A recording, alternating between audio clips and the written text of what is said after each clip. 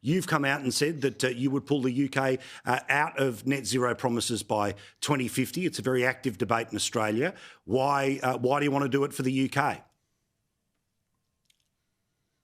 Because what we've done in the name of net zero is we have pushed wind and solar, for which China, by the way, say thank you very much. We've subsidised it like crazy. It doesn't work without subsidy. We've put that onto bills.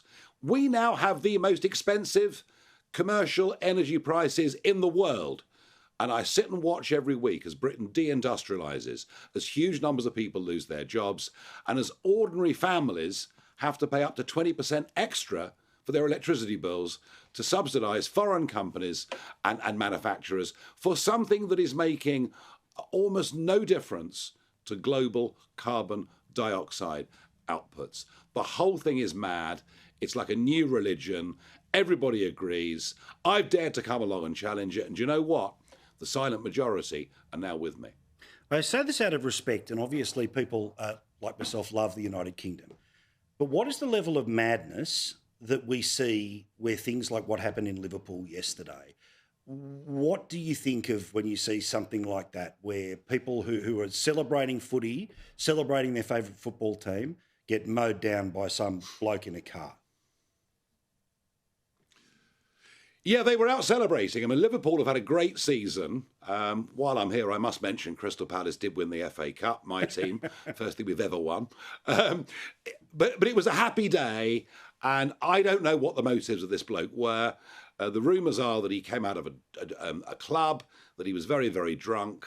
I just don't know. I just don't know. But it's horrible. It's awful. But it also shows a failure of the authorities. How, with a huge crowd, was a car allowed to get anywhere near a street full of people? So it perhaps in some ways is yet another example of broken Britain. Things just aren't working here anymore. We need to turn it around. We can turn it around. And that's why I, a year ago, came back into politics.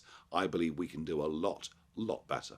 It's extraordinary that a year later you've got not just the seats in Parliament, you've got so many local councils, the polls are on your side. And I've got to say, one of the reasons why I think you're surging from a very long way away, but obviously due to technology looking you in the eye each and every Tuesday night, is you take on things like the cost of having kids. I love that in your speech today you talked about the difficulties people have about whether they want to expand the population naturally, and that people literally are frightened sometimes about expanding because of how expensive it is to have a kid these days.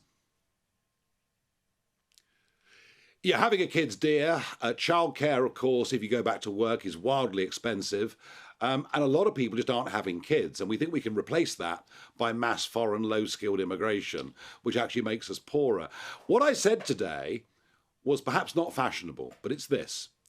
Children that grow up in a married family with a mum and dad through to maturity have better life chances than those that don't. I'm not moralising. I don't want to be the Archbishop of Canterbury. I'm just stating a simple fact. And it's been unfashionable to champion the family. We've been all about diversity for the last few decades. But let's face the truth. Actually, family matters. Marriage does. I mean, my own track record's not great, I admit, but marriage actually matters. And bringing kids up in a stable environment matters. And giving people the confidence to have children, if we can do that through the tax system, must be a good thing. And today was the first time I've really opened up on this, Paul, but I'm going to go on doing it.